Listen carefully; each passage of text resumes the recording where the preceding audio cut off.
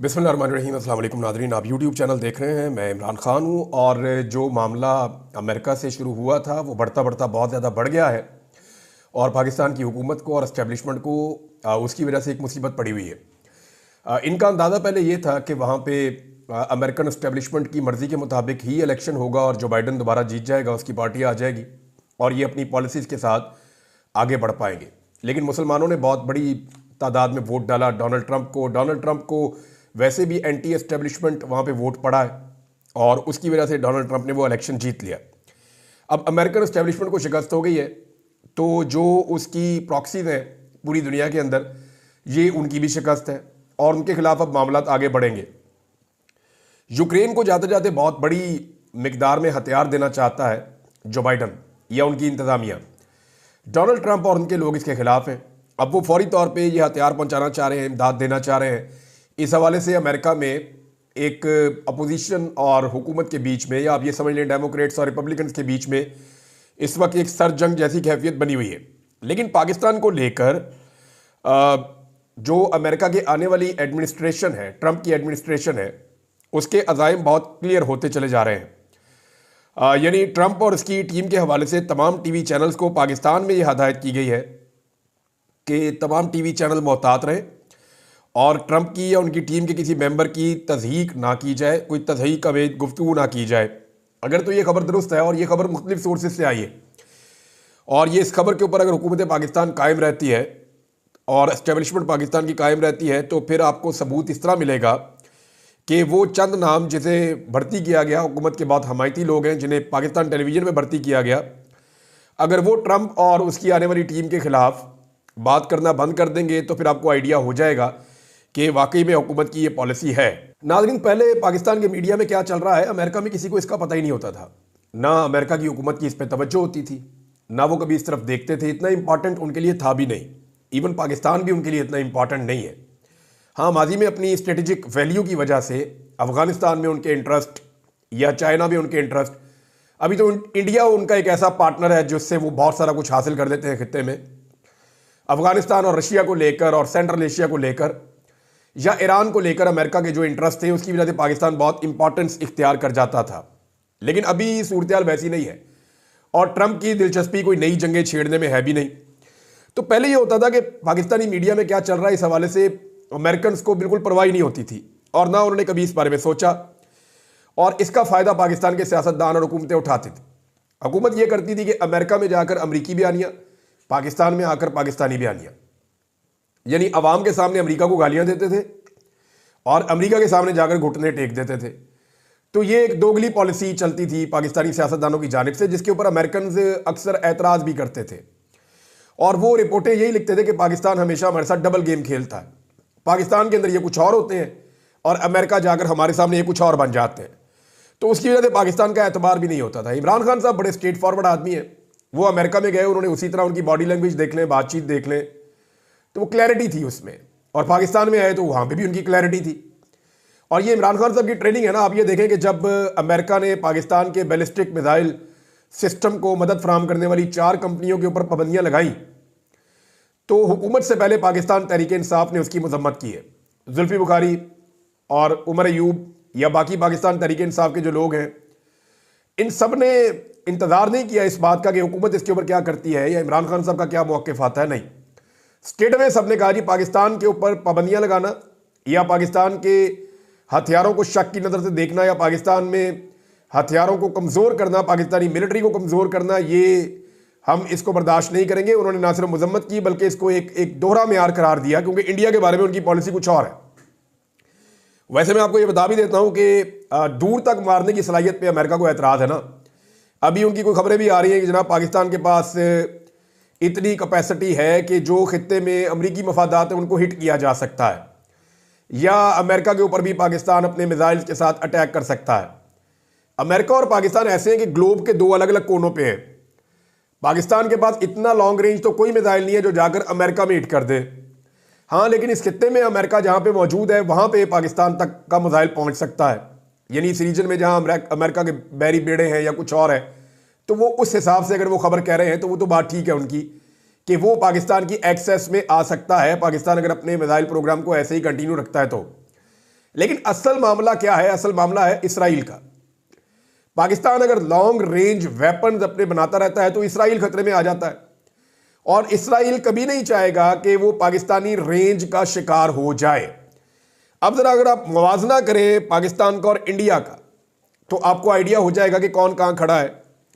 पाकिस्तान का जो सबसे दूर तक हिट करने वाला मिसाइल है, जो सबसे दूर तक मारता है, उसका नाम है शाहीन 3।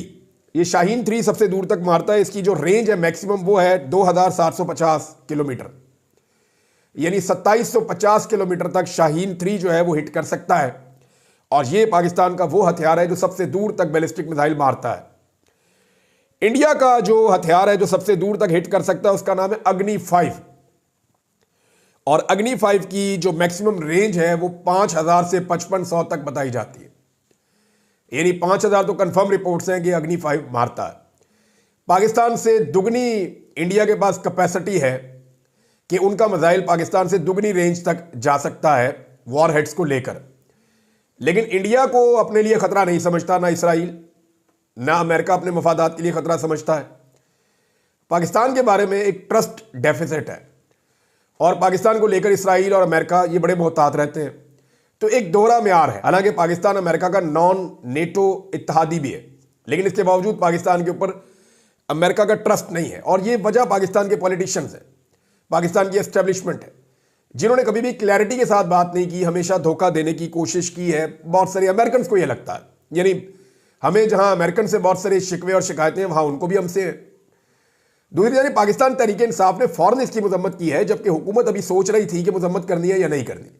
यह फर्क है इमरान खान में और बाकी लीडरशिप में कि वो फायदा और नुकसान देखकर फैसला करते हैं, जबकि इमरान खान साहब पाकिस्तान का फायदा और नुकसान देखकर फैसला करते हैं, और उनके लोगों ने भी यही रविश अपनाई है।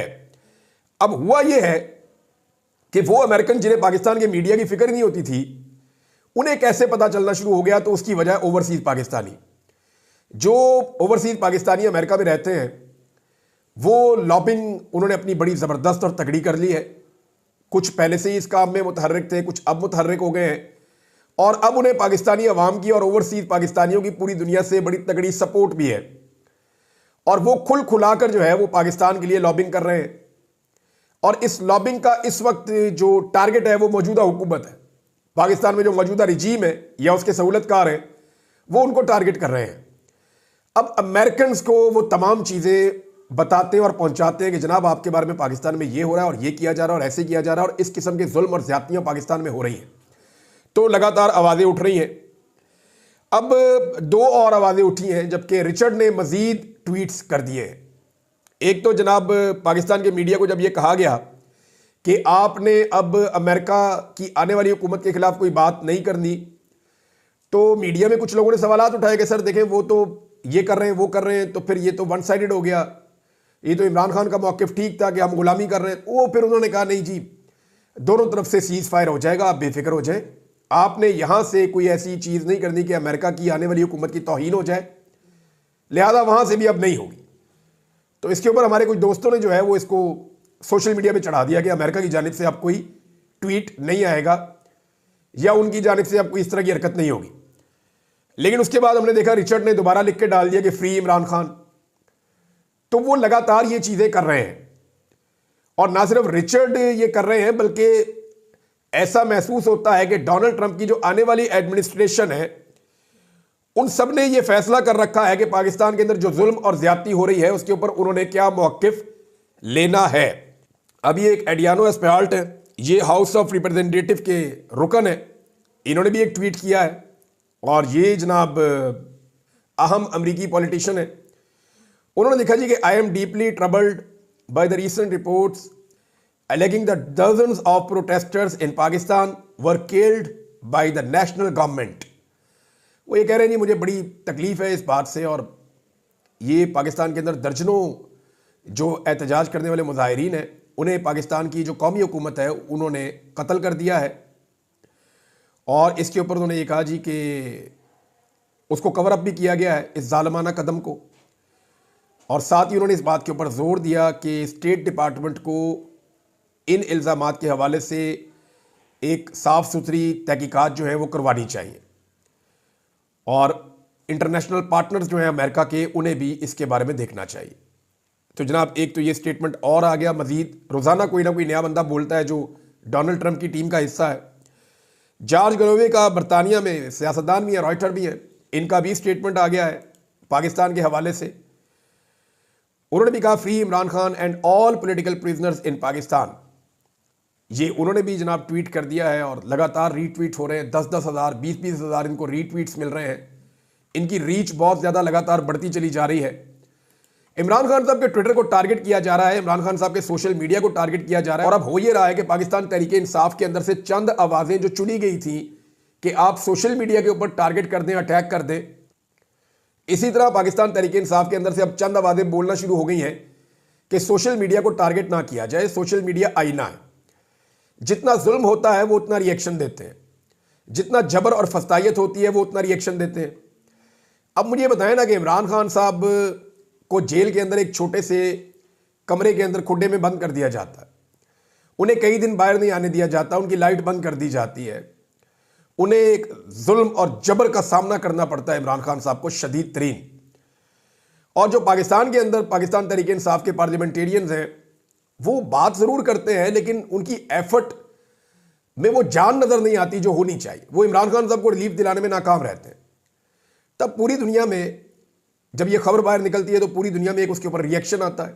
अब वो रिएक्शन कितना होगा ये हर आदमी अपने तौर पे तय करेगा।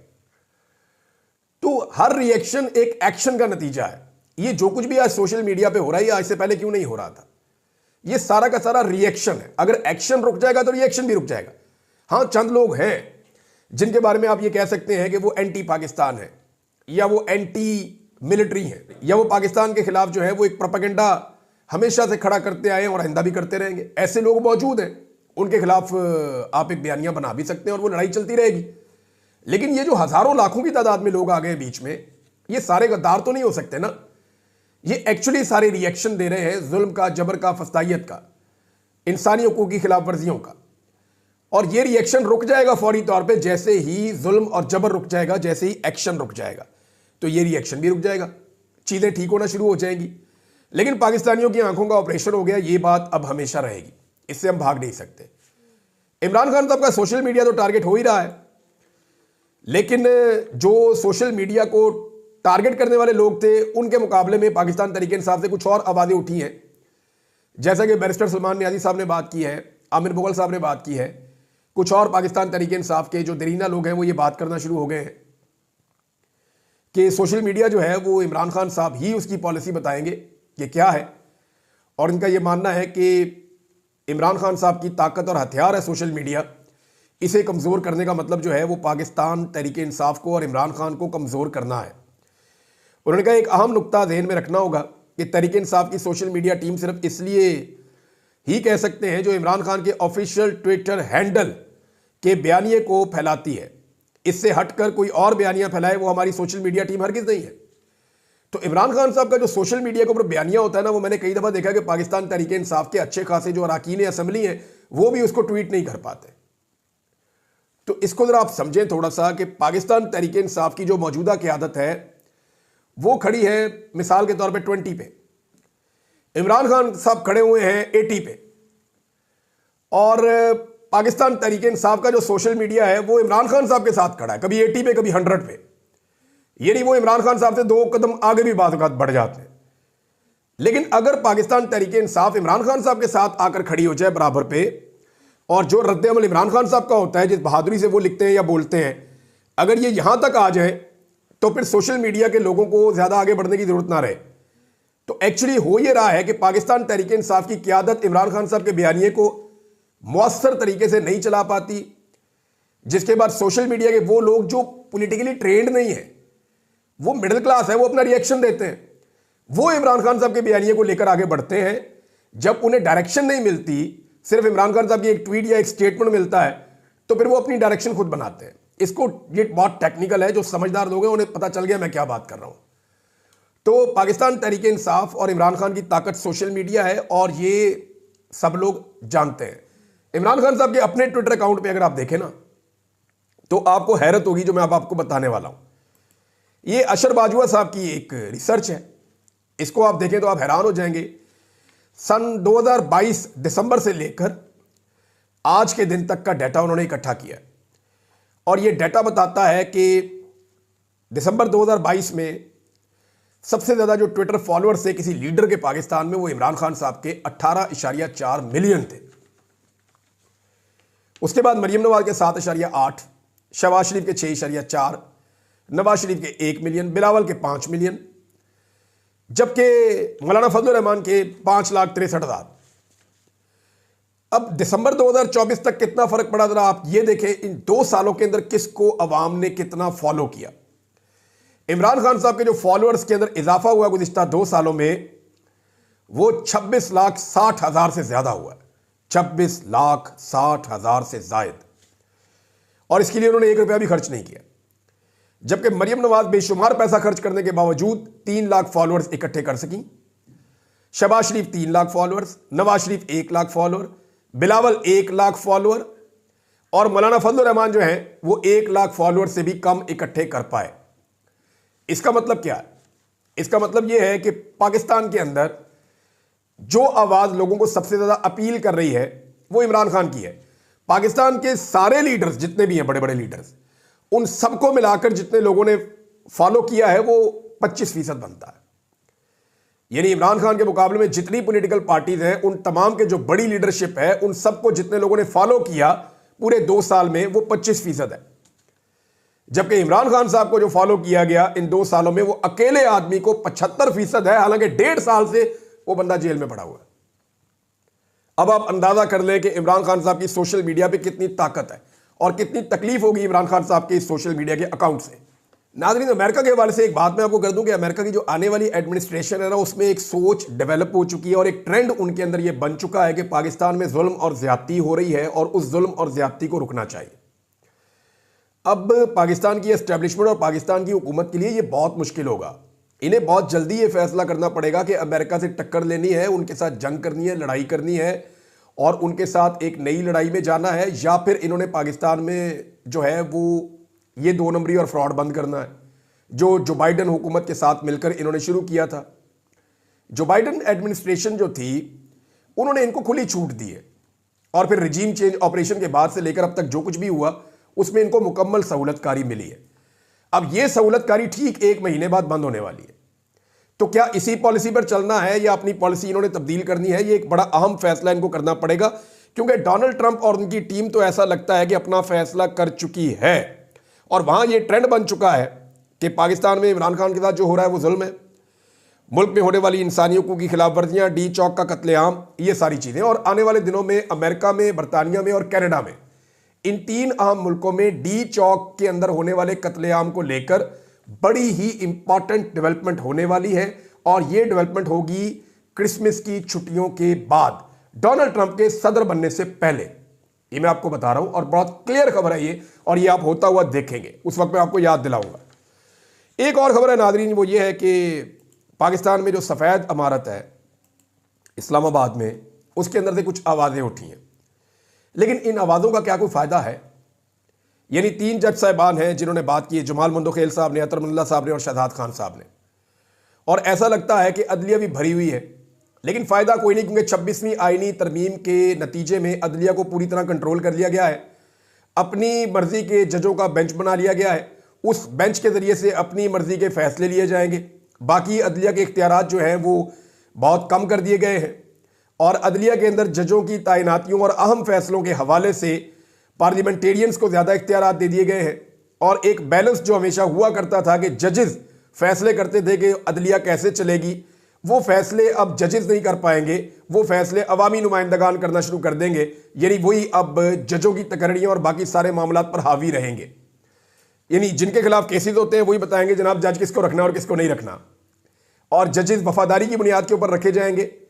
जजेस ओबीडियंस, इस बुनियाद पर कौन सा जज किस सियासी जमात से कितना वफादार है, इसकी बुनियाद के ऊपर जजों की तकरीरें अब ऐसे हुआ करेंगी जैसे अपने बंदे लगवाने हैं तो अपने जज लगवाने, ये चीज़ें होंगी। तो अदलिया का तो सत्यानाश हो गया, उसके बाद ये आवाज़ें उठने का फ़ायदा क्या है? लेकिन फिर भी जस्टिस अतर मुल्ला ने कहा कि 2017 से मुकदमा सुप्रीम कोर्ट में ज़ेर इल्तवा है, जबकि रियासत हुकूमत गिराने और लाने में मसरूफ़ है, इदारे सियासी मुखालफिन के पीछे पड़े हुए हैं।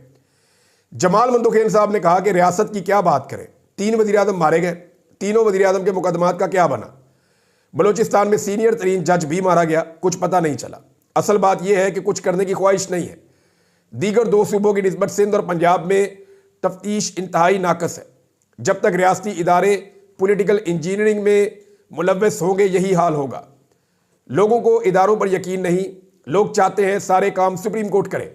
जस्टिस अतर मनुल्लाह साहब ने कहा, यह इदारा सुप्रीम कोर्ट भी इतना सच बोलता है जितना हमारा मुआशरा।